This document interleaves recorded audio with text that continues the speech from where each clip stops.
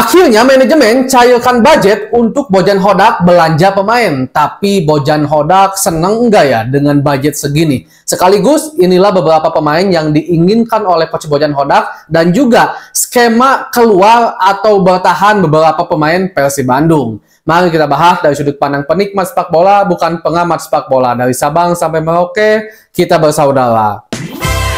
Bobotoh salam dunia dimanapun kalian berada. Seperti biasa, sebelum saya masuk ke inti pembahasan, saya doakan terlebih dahulu mudah-mudahan bobotoh semua selalu diberikan kesehatan dan juga diberikan kelancaran dalam mencari rezeki yang halalan dan thayyiban. Amin ya Allah ya rabbal alamin.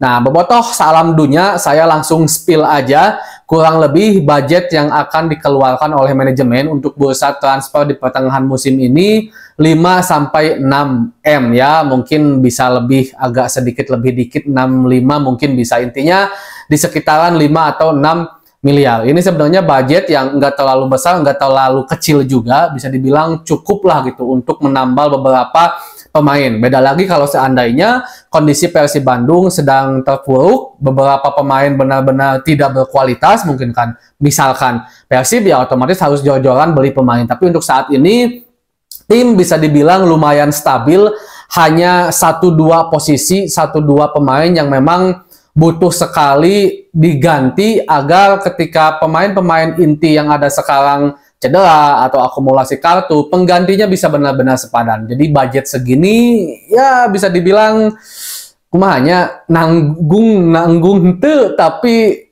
kurang henteu leuwih oge henteu lah. Pokoknya sedang lah, harus bisa memanfaatkan. Dan saya juga sebenarnya bobotoh sangat respect dan juga sangat salut kepada Coach Bojan Hodak. Yang pertama, Bojan Hodak itu real seorang manajer, real seorang pelatih yang sangat profesional. Karena kalau kita lihat, pemain yang ada sekarang mayoritas masih diisi oleh pemain warisan Coach Robert Rene Albert dan Coach Luis Milla.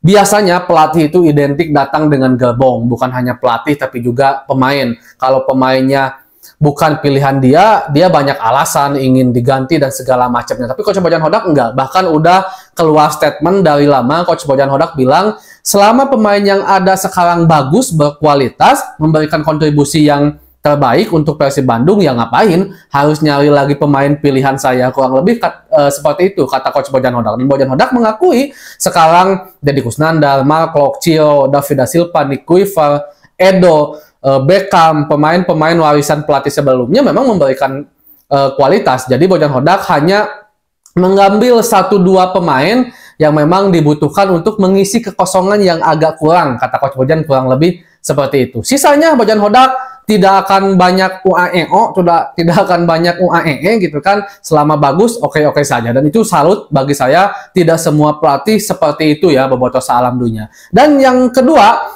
bobotoh Bojan Hodak udah nge-spill kalau dia membutuhkan pemain yang benar-benar box to box, memiliki daya tarung yang kuat, sama halnya seperti Rahmat Irianto yang beberapa kali dimention oleh Coach Bojan Hodak. Dia bisa bermain di beberapa posisi. Adam Alis juga, itu sebabnya kenapa Adam Alis sangat layak, kata Coach Bojan Hodak, untuk tetap berada di Persib Bandung dan akan dipermanenkan oleh Persib Bandung. Karena ketika Adam Alis diturunkan oleh Coach Bojan Hodak, dia bisa memberikan jawaban dari pertanyaan-pertanyaan Coach Bojan dimanapun dimainkannya, di gelandang bertahan, di gelandang serang, playmaker, kadang-kadang second striker, kadang-kadang juga penyerang sayap.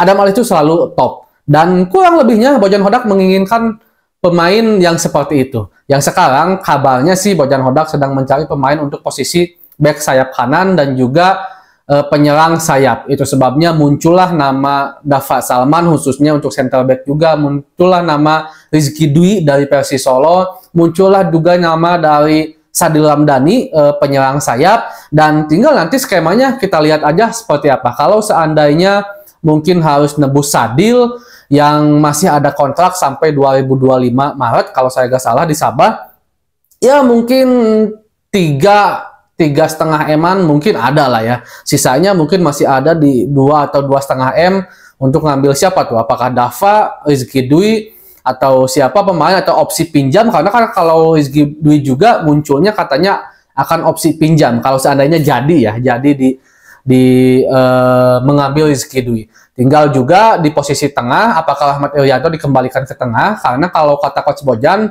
kami tidak akan menambah posisi di posisi gelandang, walaupun sekarang Kang Deddy sedang cedera. Karena sejatinya posisi pelapis Kang Deddy Kusnandar ini adalah Ahmad Irianto, kata Coach Bojan Hodak. Jadi Ahmad Irianto bisa bermain di situ sama bagusnya, luar biasa juga. Tapi kemarin dimainkan Adam Alis di tengah, duet bersama Mark dan juga Tyron Delvino. Karena memang posisi bek kanan untuk saat ini yang terbaik adalah Ahmad Irianto. Nah, tinggal nanti mungkin kalau seandainya ada jadi pemain bek kanan, contoh ada Rizky Dwi misalkan, otomatis Ahmad Irianto bisa menjadi cadangan, bisa tetap menjadi pilihan utama. Melihat skema yang ada nanti situasi di lapangan seperti apa. Dan kalau seandainya datang seorang penyerang sayap, yang kabarnya juga Mailson 5 ini diminati oleh PSM Makassar, yang dimana Mailson 5 juga masih memiliki kontrak bersama Persib Bandung. Apakah nantinya dipinjamkan? Kalau jadi ke PSM Makassar, apakah nantinya dipinjamkan atau ditebus? Kalau ditebus kayaknya ya, kalau menurut saya untuk saat ini enggak deh. Dengan kualitas Mailson 5 yang seperti ini, PSM yang juga sebelumnya sempat ada permasalahan gaji pemain, untuk ditebus kayaknya menurut saya tidak memungkinkan. Kalau dipinjam mungkin iya, atau dibarter dengan Dava Salman, yang dimana Dava Salman juga kan pemain PSM Makassar. Dibaca dengan Mailson 5 dengan klausul kontrak yang ada, mungkin bisa kalau seperti itu. Nah, kalau seandainya Mailson 5 hengkang, otomatis masih ada slot 1 kosong untuk pemain asing. Apakah nanti akan mencari pelapis David da Silva atau pemain yang memang bisa bermain di beberapa posisi. Posisi 9 bisa, playmaker bisa, posisi penyerang sayap bisa untuk pemain asing. Soalnya kenapa mengerucut ke Sadil juga? Yang pertama, Sadil itu lokal, dia masih bisa dikategorikan pemain muda, masih bisa beberapa tahun panjang di Persib Bandung, dia juga bisa bermain di berbagai posisi. Penyerang kiri kanan oke, playmaker second striker oke, bahkan pernah menjadi striker oke juga posisi nomor 9. Itu kenapa masuk sekali kriteria Bojan Hodak kepada Sadil Ramdhani. Apalagi Bojan Hodak ini katanya tidak ingin ngambil pemain yang dia tidak tahu karakternya. Minimal udah tahu, kelihatan, kenilai oleh Bojan Hodak, entah itu di Liga 1, di Liga 2, atau mungkin di Liga Malaysia, yang sebelumnya Coach Bojan Hodak dari Malaysia. Itu beberapa skema yang kemungkinan terjadi di Persib Bandung. Yang jelas, budget 5-6M ini harus benar-benar dimaksimalkan. Kalau seandainya Persib memutus beberapa kontrak pemain, harus dikorbankan. Contoh misalkan Mailson 5 dibayarkan lah, otomatis kan sisa gajinya selama periode kontrak ya nggak jadi masalah mungkin bagi Persib, daripada sekarang kasarnya mewe dahal, mewe nginum, mewe gaji, tapi kualitas dan kontribusinya yang Persib Bandung. Mending kene kan keluar duit rada gede gitu kan, asalkan datang pemain yang memang memberikan kualitas dan kontribusi. Apalagi Persib Bandung sangat optimis dan sangat menargetkan untuk bisa kembali back to back juara di musim sekarang dan ingin kembali bermain di Asia. Otomatis Bojan Hodak juga harus menyiapkan kerangka pemain itu dari sekarang. Untuk Asia itu bukan hanya musim depan baru dipikirkan, tapi dari sekarang.